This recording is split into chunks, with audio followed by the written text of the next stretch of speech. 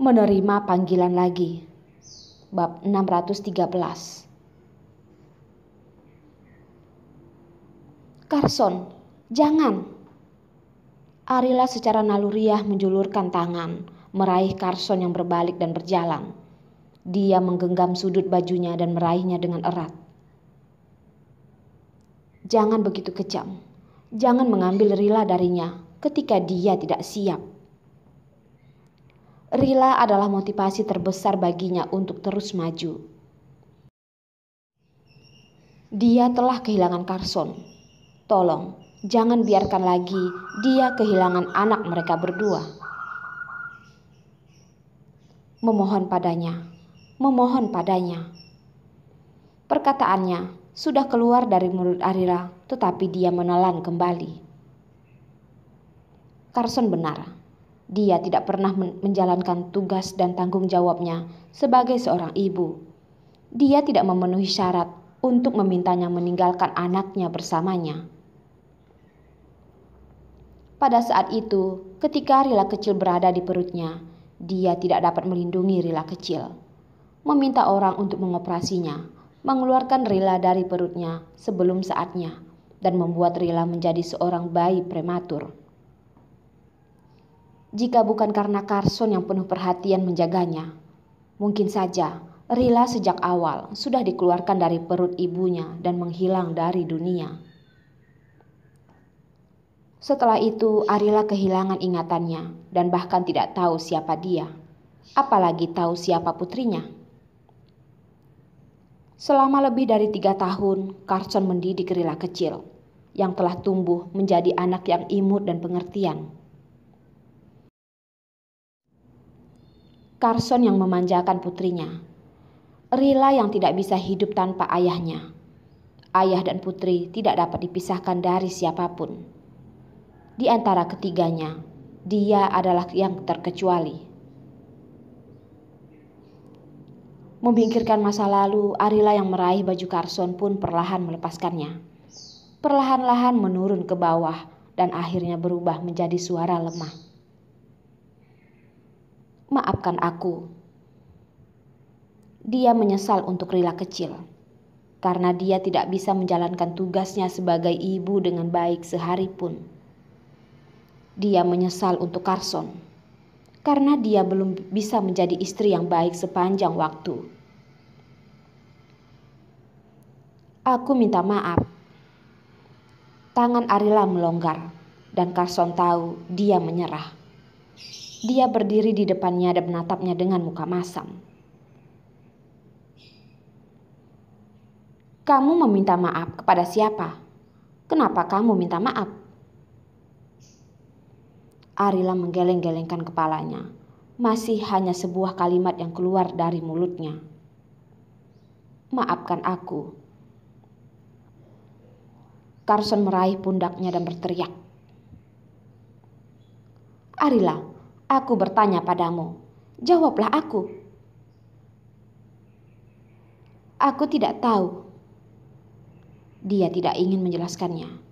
Dia telah lalai dan tidak ada gunanya untuk menjelaskan lagi. Kamu? Carson tidak dapat berkata apa-apa. Mengendurkan tangan yang memegang bahunya dan tiba-tiba mencibir. Kalian pergilah. Arila menggunakan keberanian yang luar biasa mengatakannya. Setelah dia mengatakan itu, dia segera berbalik. Dia tidak ingin Carson melihat air matanya. Tidak ingin Carson melihat ketidakberdayaannya. Sialan, dia masih tidak mau mengatakan apa-apa. Baiklah, kami pergi sekarang.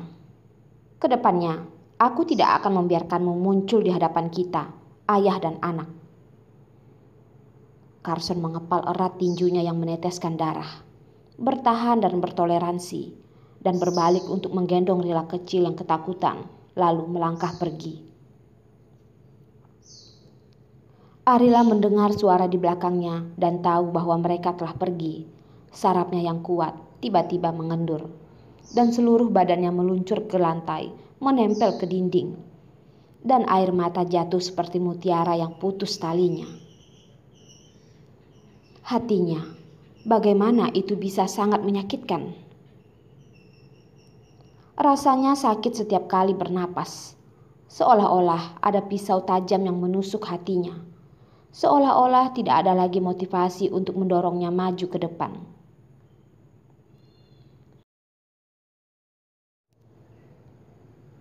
Beberapa hari yang lalu, dia berkata pada dirinya sendiri, "Di dunia ini, tidak ada orang. Bumi akan tetap berputar dan akan melewati hari-hari yang sama." Tetapi pada saat ini, dia merasa bahwa dunianya telah berhenti karena kepergian ayah dan putrinya. Dan dia tenggelam dalam dunia gelap yang tidak akan pernah bisa keluar.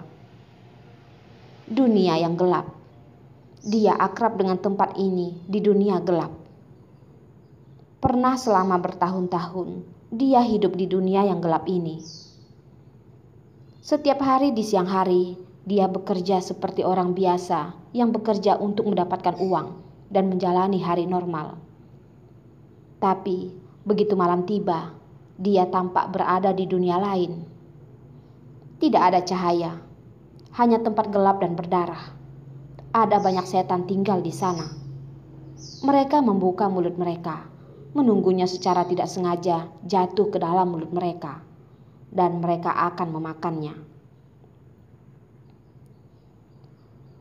Berapa malam dia berjuang di dunia gelap di mimpi buruk. Tidak dapat menemukan jalan keluar, hanya kepanikan dan ketakutan. Tiba-tiba, telepon di meja bergetar. Ketika Arila mendengar suara itu, Arila tampak melihat seberkas cahaya. Apakah Carson ingin mengembalikan Rila kepadanya? Memikirkan kemungkinan ini, Arila mengangkat tangannya dan menghapus air mata, dan bangkit bangun untuk meraih teleponnya, lalu bersemangat berkata, "Halo? Arila, ini aku." Terdengar suara lelaki yang lembut di telepon. Bahkan dengan telepon, Arila bisa merasakannya. Penelpon itu sangat bahagia, dan bahkan samar-samar dia bisa membayangkan orang di ujung telepon itu tertawa. "Kamu, untuk apa kamu masih menelponku?" Mendengar suara itu, dia sangat ketakutan, sehingga dia pucat dan melupakan kesedihannya. Itu adalah Albi. Itu adalah dia. Setelah sampai di New York, dia langsung mengganti nomor ponselnya. Tapi bagaimana bisa Albi mendapatkan nomor barunya? Apakah dia selalu berada di bawah pengawasannya? Semakin dipikirkan, semakin mengerikan. Arila hanya merasa bahwa ada sepasang mata di belakangnya yang menatapnya. Dia melihat ke belakang, tetapi tidak melihat apa-apa.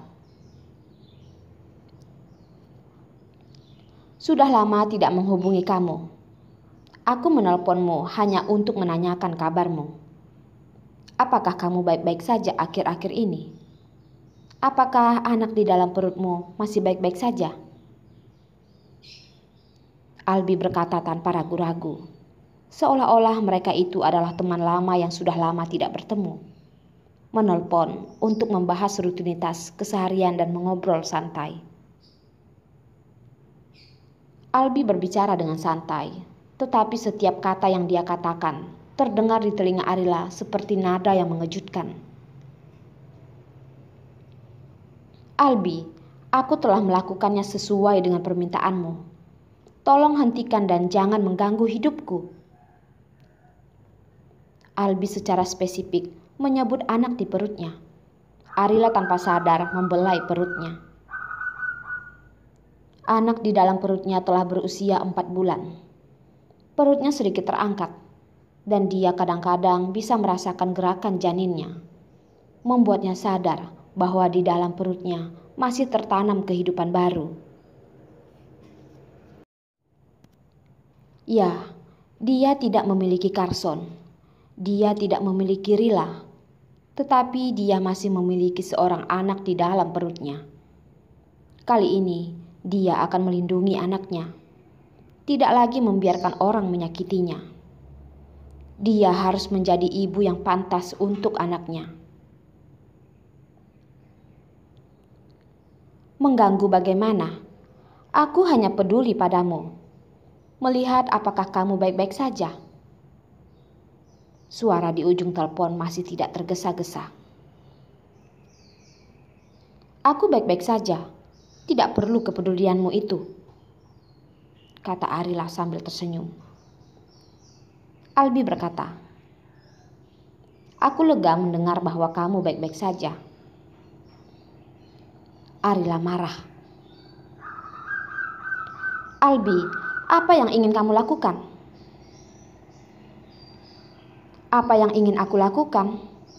Kamu akan segera tahu apa yang ingin aku lakukan. Albi terkekeh. Arila, kamu jaga janinmu baik-baik saja. Aku tutup telepon dulu.